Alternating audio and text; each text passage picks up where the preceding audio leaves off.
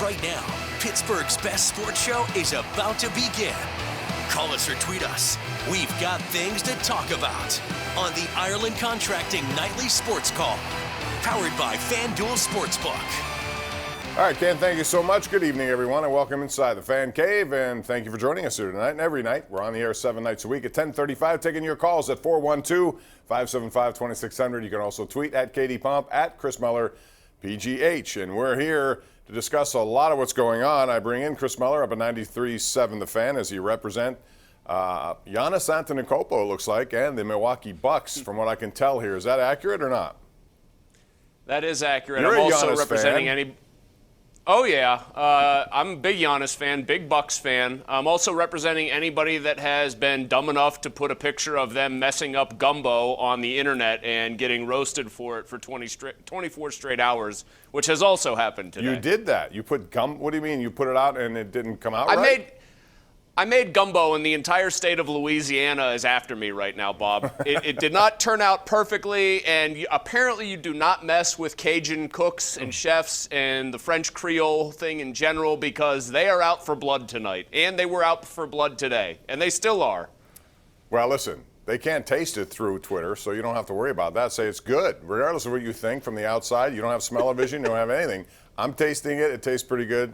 Keep your advice to yourself. All right, anyway, food for thought here. And as we began, we saw a contract restructure today, Chris, and it was Cam Hayward. We're going to see a lot of those. It's typical business for the Steelers. Is Roethlisberger going to be included in those? Or do you think, because the longer this goes, it just invites more and more speculation. No matter what it is, people are thinking about all sorts of scenarios now. I mean, I think the longer it goes, the better the chances that Ben Roethlisberger's played his last down for the Steelers, really for this reason. You said that it invites speculation, of course. But if they really wanted him back, and for sure knew this, like it didn't require discussion or negotiation or anything like that, don't you think there have been some signaling to the effect of that? Like, hey, Ben's our quarterback. I mean, I thought the Kevin Colbert, Ben is our quarterback right now, it was just an ominous way to put it. And I just because Cam Hayward restructured a deal, I'm not convinced that's going to happen or that's going to lead to Roethlisberger coming back. As far as I understand it too, Bob, Stephon Tuitt is the only other player that they can restructure to get relief this coming season. So it's not like they can do a whole lot more. Well, okay. Well, then likely he will do that. I still think down deep, they'd like to make a play for Stephon Tuitt. I don't know how that's possible, given the fact that he's free to do whatever he wants to do. But I still think those guys J.J. Watt, you mean? No. Bud Dupree. What did I say? I'm sorry, Bud Dupree. You said Tuitt. I know. You said Tuitt. I was confused. On my mind I thought you had J.J. Watt on the brain. No. I have Bud Dupree on the brain. But Watt's going to be another part of this, too. You know, if they're going to try to get long-term deal with him, they can structure it in a way that can help them for now. But if, they can also decide, Chris, and this wouldn't be unusual, maybe for them it would be considering they really want TJ Watt under contract, but just play out this final year and then use the franchise tag. They've used it before on people. In fact, back-to-back with Max Starks. Not that he's in his, but the fact is it's a tool they can use. At what point, though, do they stop sort of, I hate to use the expression because it gets overused with the Steelers, at what point do they face up to the reality that's charging at them very hard, that they have to retool this thing and make some hard decisions?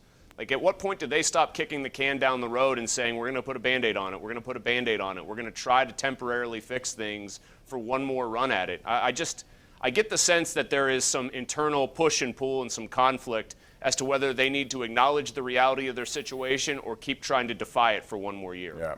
The other thing we saw, and we talked about it earlier, was CBS Sports. Everybody has a mock draft, and they change daily, so you can put whatever you want into these things. But they have a possibility of the Steelers trading up to get Mac Jones, which I think would be a very flawed mistake. You? I mean, if you're trading up to get, I think it was Ryan Wilson over at CBS, right, who we've had on the PM team multiple times. He had them trading all the way to 13th to go get Mac Jones, with Trey Lance coming off the board, I think at pick 10 to the Niners or pick 11, something like that. My goodness, if you're going to trade up that far, find a way to make sure that you get Trey Lance, because he's at least the prototype of what teams are looking for. Huge arm, very mobile, can make plays with his legs. Mac Jones might have been a first-round pick or a prototypical first-round pick, I don't know, 25 years ago. I have a very hard time evaluating any Alabama quarterback, however, because they're usually playing with 6 or 7 other first-rounders on the offense.